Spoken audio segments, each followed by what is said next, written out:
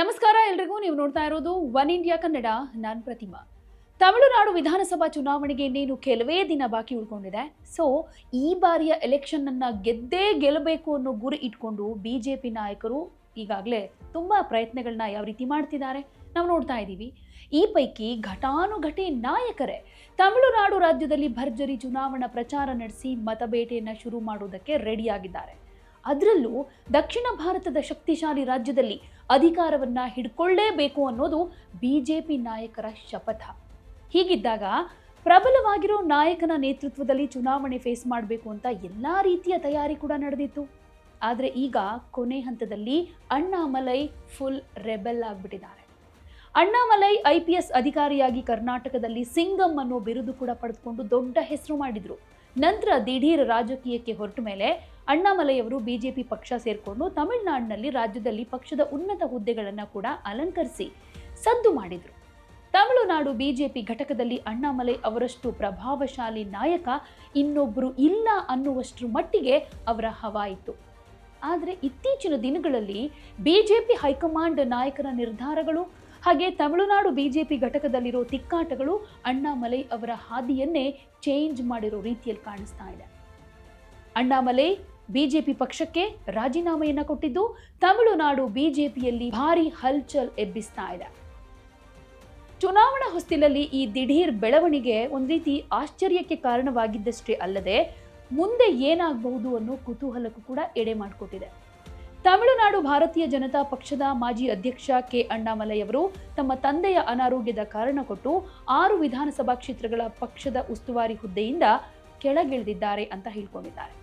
ತಮಿಳುನಾಡು ವಿಧಾನಸಭಾ ಚುನಾವಣೆಗೂ ಮುನ್ನ ಅಣ್ಣಾಮಲೈ ಅವರನ್ನ ಸಿಂಗನಲ್ಲೂರು, ಮಧುರೈ ದಕ್ಷಿಣ, ವಿರುಗಂಬಕ್ಕಂ, ಕಾರೈಕುಡಿ, ಶ್ರೀ ವೈಕುಂಠಂ ಹಾಗೆ ಪದ್ಮನಾಭಪುರಂ ಕ್ಷೇತ್ರಗಳ ಉಸ್ತುವಾರಿಯನ್ನಾಗಿ ನೇಮಕ ಮಾಡಲಾಗಿತ್ತು. ಈ ಸಂಬಂಧವಾಗಿ ಸುದ್ದಿಗಾರರ ಜೊತೆ ಅವರು ಮಾತನಾಡಿದ್ದಾರೆ. IPS ಅಧಿಕಾರಿಯಿಂದ ರಾಜಕಾರಣಿಯಾಗಿರೋ ಅವರು ತಮ್ಮ ತಂದೆಯ ಅನಾರೋಗ್ಯದ ಕಾರಣದಿಂದ ಆಗಾಗ್ಗೆ ಪ್ರಯಾಣಿಸೋದಕ್ಕೆ ಸಾಧ್ಯವಾಗ್ತಾ ಇಲ್ಲ. ಹೀಗಾಗಿ ಪ್ರಸ್ತುತ ತಮ್ಮ ಉಸ್ತುವಾರಿಯಲ್ಲಿರೋ ಕ್ಷೇತ್ರಗಳನ್ನ ಮರುಹಂಚಿಕೆ ಮಾಡಬೇಕು ಅಂತ ರಾಜ್ಯ ಬಿಜೆಪಿ ಅಧ್ಯಕ್ಷ ನೈನಾರ್ ನಾಗೇಂದ್ರನ್ ಅವರನ್ನ ವಿನಂತಿ ಮಾಡ್ಕೊಂಡಿದ್ದೀನಿ ಅಂತ ಹೇಳಿದ್ರು. ತಂದೆಯನ್ನ ನೋಡ್ಕೊಳ್ಳೋದು ನನ್ನ ಕರ್ತವ್ಯ ಆಗಿದೆ, ನನ್ನ ಮೊದಲ ಆದ್ಯತೆ ಕೂಡ ಅದೇನೆ. ಸೊ ಪಕ್ಷ ನನ್ನ ವಿನಂತಿಯನ್ನ ಕನ್ಸಿಡರ್ ಮಾಡುತ್ತೆ, ಹಾಗೆ ಈ ಕ್ಷೇತ್ರಗಳನ್ನ ನೋಡ್ಕೊಳ್ಳೋದಕ್ಕೆ ಕಾರ್ಯಕರ್ತರನ್ನ ಮರುಹಂಚಿಕೆ ಮಾಡುತ್ತೆ ಅಂತ ಹೇಳ್ಕೊಂಡಿದ್ದಾರೆ. ಇನ್ನು ಈ ಸಂದರ್ಭದಲ್ಲಿ ಅಂದ್ರೆ ಅಣ್ಣಾಮಲೈ ಅವರ ಇಂಥ ನಿರ್ಧಾರದ ಬಗ್ಗೆ, ಅವರ ನಿಲುವುಗಳ ಬಗ್ಗೆ ಒಂದಷ್ಟು ಪ್ರಶ್ನೆಗಳು ಕೂಡ ಇಲ್ಲಿ ಕ್ರಿಯೇಟ್ ಆಗೇ ಆಗುತ್ತೆ. What next? ಅಣ್ಣಾಮಲೈ ಮುಂದೆ ಏನ್ ಮಾಡ್ತಾರೆ, ಯಾವ ಪಕ್ಷಕ್ಕೆ ಹೋಗ್ತಾರೆ ಅಂತ ಹೀಗೆ ಚರ್ಚೆ ಶುರುವಾಗ್ತಾ ಇರೋ ಟೈಮ್ನಲ್ಲಿ ಒಂದು ವಿಚಾರ ಮುನ್ನೆಲೆಗೆ ಬರ್ತಾ ಇದೆ. ಅದೇನಂತಂದ್ರೆ ಅಣ್ಣಾಮಲೈ ದಳಪತಿ ವಿಜಯ್ ಅವರ TVK ಪಕ್ಷವನ್ನ ಸೇರ್ತಾರಾ ಅಂತ. ಸದ್ಯ ತಮಿಳುನಾಡು ರಾಜಕೀಯದಲ್ಲಿ ಸದ್ದು ಮಾಡ್ತಾ ಇರೋ ಪಕ್ಷ ಅಂತಂದ್ರೆ ಅದು ವಿಜಯ್ ಅವರ TVK. ದಳಪತಿ ವಿಜಯ್ ಅವರ ತಮಿಳಗ ವೆಟ್ರಿ ಕಳಗಂ ಪಕ್ಷ ಭಾರಿ ಸೌಂಡ್ ಮಾಡ್ತಾ ಇದ್ದು ಈ ಪಕ್ಷ 2026ರ ಚುನಾವಣೆಯಲ್ಲಿ ಸ್ಪರ್ಧೆ ಮಾಡ್ತಾ ಇದೆ. ಹೀಗಾಗಿ ಒಂದು ಕಡೆ ವಿಜಯ್ ರಾಜಕೀಯ ಚಟುವಟಿಕೆಗಳು ಚುರುಕಾಗ್ತಾ ಇರುವಾಗಲೇ ಅಣ್ಣಾಮಲೈ ಬಿಜೆಪಿಯನ್ನ ಬಿಟ್ಟಿದ್ದು TVKಗೆ ಸೇರೋ ಕಾರಣಕ್ಕ ಅನ್ನೋ ಊಹಾಪೋಹಗಳಿಗೂ ಕೂಡ ದಾರಿ ಮಾಡಿಕೊಟ್ಟಿದೆ. ಕರೂರಿನಲ್ಲಾದಂತಹ TVK ರ್ಯಾಲಿಯಲ್ಲಿ ಕಾಲ್ತುಳಿತದ ವೇಳೆ ಅಣ್ಣಾಮಲೈ ರಾಜಕೀಯ ಮುಖಂಡರು ಸಾಮಾನ್ಯವಾಗಿ ಮಾಡೋ ಹಾಗೆ ಕೆಸರೆರಚಾಟ ಮಾಡಲೇ ಇಲ್ಲ.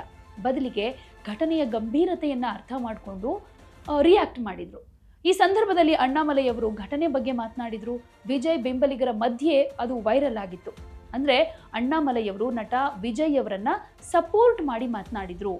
ಈ ಕರೂರು ಕಾಲ್ತುಳಿತ ಏನಿದೆ ಅದಾದ ಮೇಲೆ ಘಟನೆಯಲ್ಲಿ ಭಿನ್ನ ನಿಲುವನ್ನ ಇವರು ತಾಳಿದ್ರು. ದಳಪತಿ ಸಪೋರ್ಟ್ಗೆ ಬಂದ್ರು. TVK ನಾಯಕನ ರ್ಯಾಲಿಯಲ್ಲಿ ನಡೆದ ಭದ್ರತಾ ಲೋಪಕ್ಕೆ ತಮಿಳುನಾಡು ಪೊಲೀಸರೇ ಕಾರಣ, ಹಾಗೆ ಸ್ಟಾಲಿನ್ ಸರ್ಕಾರದ ವೈಫಲ್ಯವೇ ಕಾರಣ ಅನ್ನೋ ಆರೋಪವನ್ನ ಮಾಡಿದ್ರೆ ಹೊರತು ವಿಜಯ್ ಮೇಲೆ ಬೆರಳು ಮಾಡಿ ತೋರಿಸಿರ್ಲಿಲ್ಲ. ದುರಂತದ ಬಗ್ಗೆ ಕೇಂದ್ರ ತನಿಖಾ ದಳ ಇದ್ರ ಬಗ್ಗೆ ತನಿಖೆ ನಡೆಸಬೇಕು ಅಂತಾನು ಒತ್ತಾಯ ಮಾಡಿದ್ರು.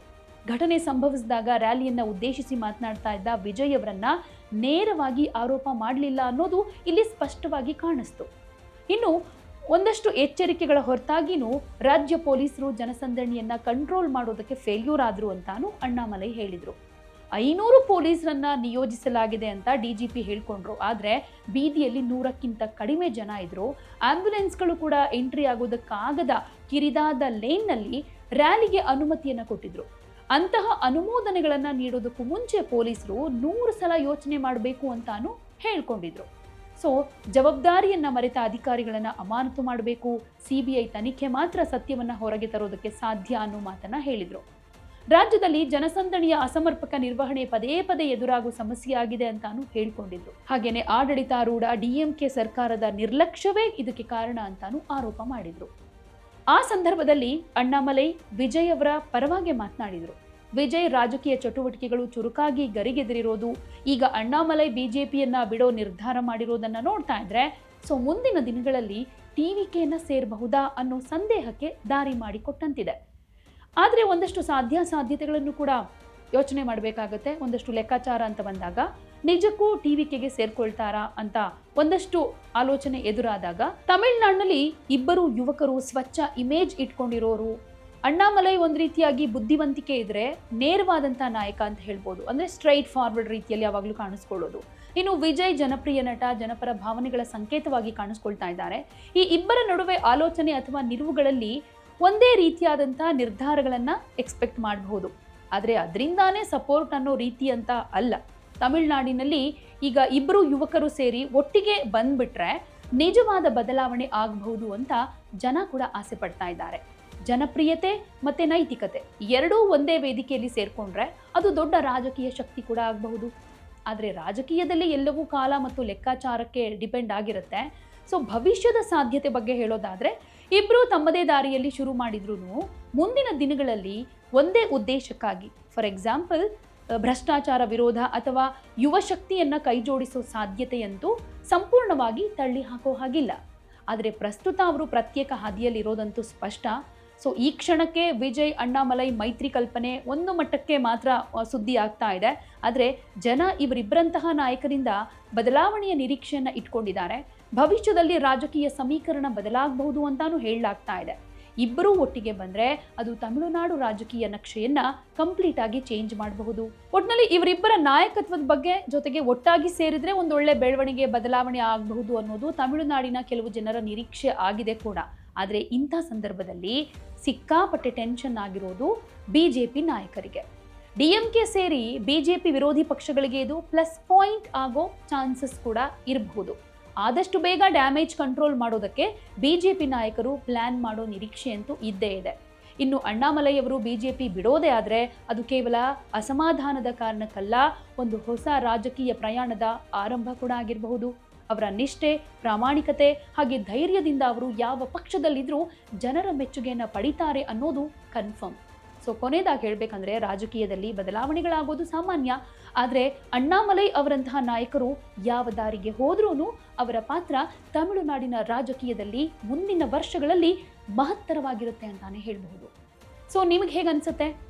ಅಣ್ಣಾಮಲೈ ಬಿಜೆಪಿಯನ್ನ ಬಿಟ್ಟು ಈಗ ಟಿವಿಕೆ ಪಕ್ಷವನ್ನ ಸೇರಬಹುದಾ? ಸೇರ್ತಾರಾ? ಸೇರಿದ್ರೆ ಒಳ್ಳೇದಾ? ಇದ್ರ ಬಗ್ಗೆ ನಿಮ್ಮ ಅಭಿಪ್ರಾಯವನ್ನ ಕಾಮೆಂಟ್ ಮೂಲಕ ತಿಳಿಸಿ.